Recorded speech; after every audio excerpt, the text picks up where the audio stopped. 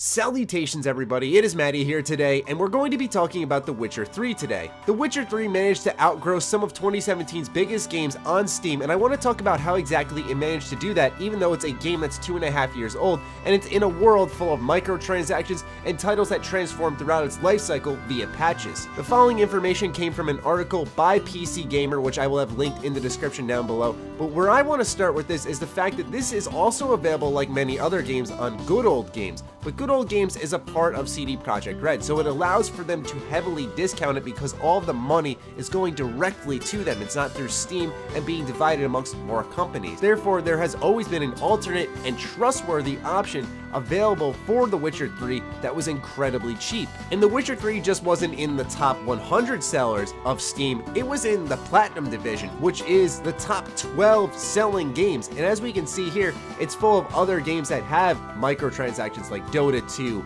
Rocket League, Warframe, games that you could understand would be grossing large amounts considering the fact that people are constantly diving in and spending more, and also they're widely popular games. But there are two games that stick out there. One is The Witcher 3, the other is Divinity Original Sin 2, both large single-player role-playing titles. And I don't think it's coincidental that we find two large single-player role-playing titles in the Platinum division on Steam. Now, this is not to divide gamers into little categories like hardcore and casual, but I imagine that if you own a gaming PC, you genuinely care more about gaming than Joe Schmo. If that's the case, then a hardcore single-player RPG like The Witcher 3 or like Divinity Original Sin 2 would be right up your alley. But Divinity makes more sense. That came out in September of 2017, so I can understand why it became one of the highest selling titles on Steam considering it's only available there, and like I said, the target market is available on Steam. The Witcher 3 is obviously a very interesting case. It's 2.5 years old, and nothing changed with The Witcher 3 entering 2017. There wasn't a new expansion, there wasn't a huge patch,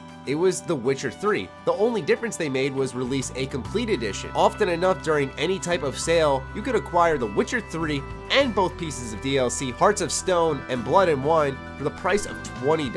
Now, even if you got this package for $60, this is still a steal. The Witcher 3 managed to undercut all of its competition and show a value that attracted tons of consumers, and the stats show just that. 2017 wasn't short of excellent games. Now, when I was going through the list, there wasn't a ton of them that were on PC. A lot of the big story games tended to be exclusive to the PS4, and by that I mean, for example, Horizon Zero Dawn or Persona 5. Other bigger single-player titles, such as, for example, Nier Automata, had PC port issues, or Neo, which was a fresh, brand new IP, but also had PC port issues. So ultimately, The Witcher 3 becomes a lot more attractive when you narrow down its options. Still, that takes nothing away from it. This is 2.5 years old, and it shows a lot of things that certain game devs have been saying just aren't true. Single-player games clearly aren't dying. Games as a service clearly isn't the only way to keep your title alive. It seems as if fair-priced, meaty packages in game content can actually keep your game selling. But The Witcher 3 does have one advantage. There is a huge, loyal amount of positivity thrown in this game's direction constantly. I say this as a pretty positive person that it can even get to the point of annoyance where it's like, okay, we get it. It's a good thing.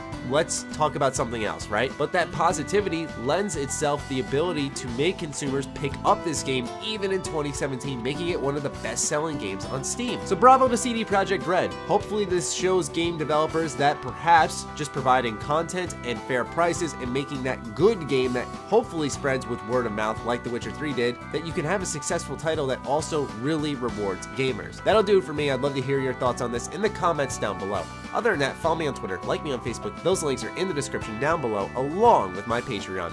Do consider supporting that as it fuels all the content we create here. Stay sexy, stay active. I love you all. Peace.